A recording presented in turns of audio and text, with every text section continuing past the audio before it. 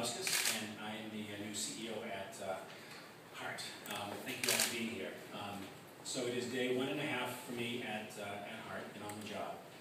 And among the things that I had an opportunity to talk to the board of directors about when I took this position was that I was going to do some listening and make the changes that were necessary and make improvements that were necessary and look to things that were necessary to make this top quality project for the people of Honolulu and the entire corridor. So I'm still on my listening tour, as it were, and I'm getting a lot of information from local elected officials, from state officials, from individual citizens, anybody and everyone that I can talk to about the project and what they see as the future. But there's one thing that I don't need to spend a lot of time or any further time making clear, and that is the transparency in the project has to be paramount. It's something that I heard from the first days that I looked into this project, and it's something that I heard from both our supporters and our opponents. But the passion from our supporters was, this is a great project, it is a good thing to do, we need to be open and be transparent. What does that mean? Well, I really take the charge of managing the largest project in the history of the state of Hawaii to my heart. And in doing that, we not only need to see the transparency and openness is something that we do as a matter of course, but we need to embrace this as the way that we do business each and every day. I had an opportunity this morning to meet with nearly all of the HART staff in a meeting this morning where I talked about my priorities. And one of those priorities that I discussed was openness and transparency. So what I have asked our staff as of yesterday to do is to begin to compile information that is not now currently available and put all of that information on the web. So let me give you a flavor.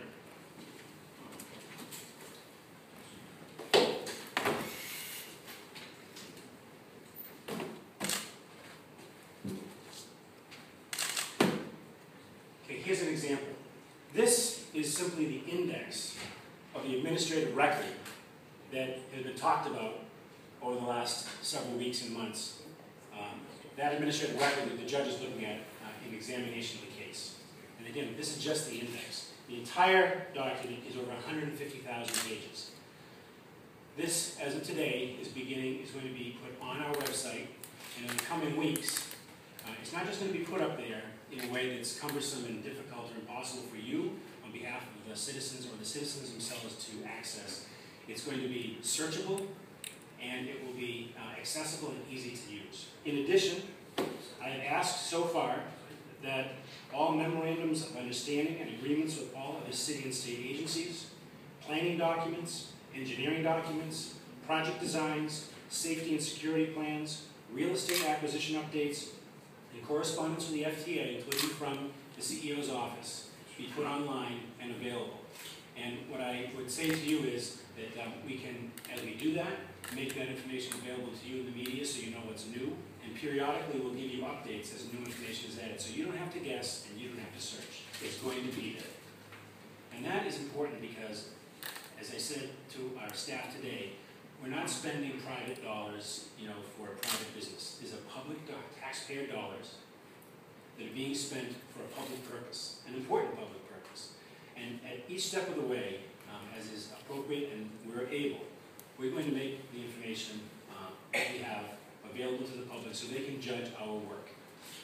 I need to be held accountable, as does every person who works at the HART community, our HART Ohana, as we said today.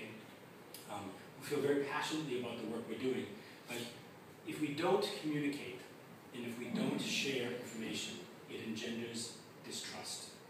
And if we share information and we are available, if I'm available to each of you on behalf of the people who are behind your cameras and who will read your newspapers or listen to your radio reports, then I'm not doing my job.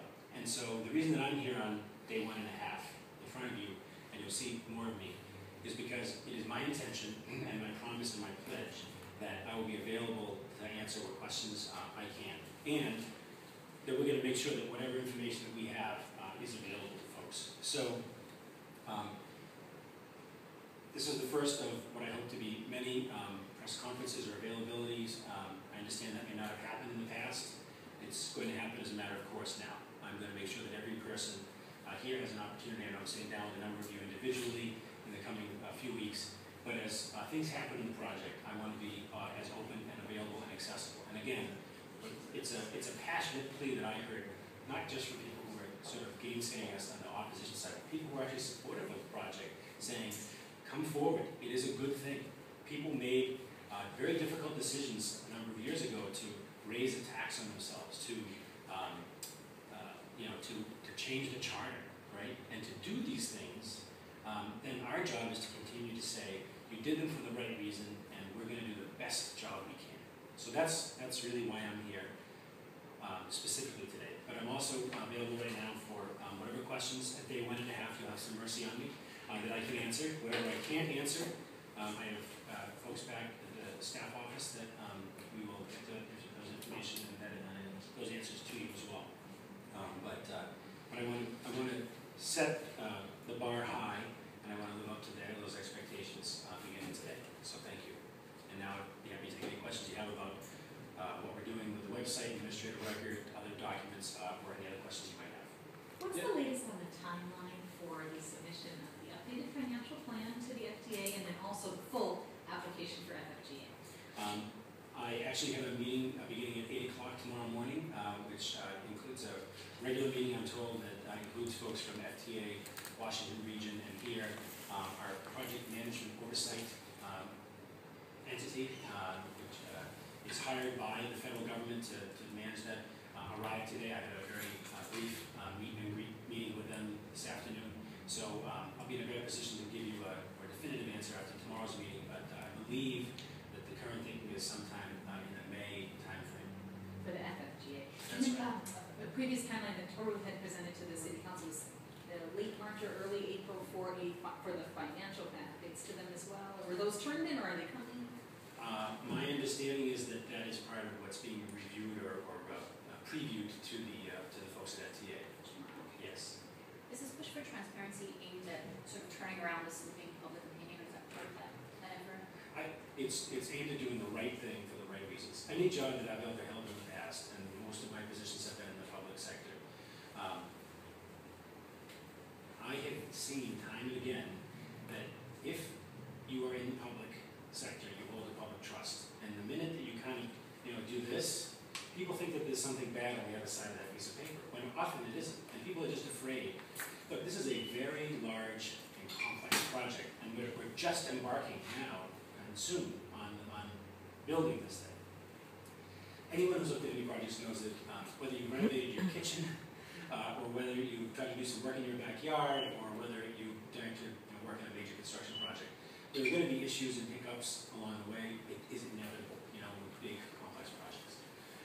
What's important is to establish with the public a sense of trust, so that when I come forward and say we've found something, we're right now in the process of doing these excavations, these archaeological excavations. I think most people believe from history that as we move into the downtown, Edie Kupuna will be found, and that has to be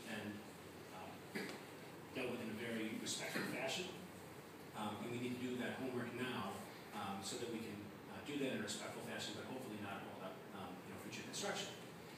So the kinds of things like transparency, talk about what we're doing or what we're finding, when we find it, warts and all, good things and bad things, is I think going to establish in the public what they should. I believe this project is going to go forward. I believe that it's going to get federal funding. I believe from everything that I've seen that there's a very dedicated and strong group of people that it's at the core. But I also talked about the fact that there are changes that are going to be necessary. And if part of the change is to send a message that we're going to kick transparency to the next level, to the highest level possible, that we're not going to be, certainly we're constrained by, legal issues or personnel-related information that isn't really relevant anyway to a project like this. But part of what was selected today were things that I, as a newcomer to the project, wanted to know. So what are our agreements with other state and government agencies? And let me see them. It would have been easy if they said, well, it's right on the web. Or I hear about this administrative record and I hear about all these things, so where is it? Well, maybe you can find it someplace else. Well, we should find it in the place of record for this project, which is on our site. And let's do something better than just plunking it up there. Let's really make it searchable and usable for all of you folks, and for anybody else who wants to find out. So we're going to do that. So I think it just comes down to my belief that openness and transparency is a hallmark of every good project that I've ever seen, and I want this to be a great project. In the past, the city has refused to release information saying it's proprietary because it's in a private company that has a contract with the city for the rail. What is your position on that? Are you going to be releasing that record as well? I don't know the specific documents you're talking about, but I do know that anything that is at HART, which is what I'm responsible for, and in our files and in our records, that is appropriate to be released. In other words, they're not draft or not, not legal or something. That we should make that available. Well, one of the examples was a job count, specific job count with each contractor and things like that. What is your position on that? I yesterday asked for that same information, so when I get it, you'll get it. Does that include then the number of out-of-state workers hired by each contractor? Yeah, I think the promise and the pledge that was made is that this is going to create jobs for everyone and not just people like myself, frankly, who's come from the mainland, but people who live here. So I expect and would hope that I would get regular reports. I know that in my conversations with the Federal Transit Administration, job creation numbers is an important thing to them. And we've promised that this is going to create jobs while we're into construction and design.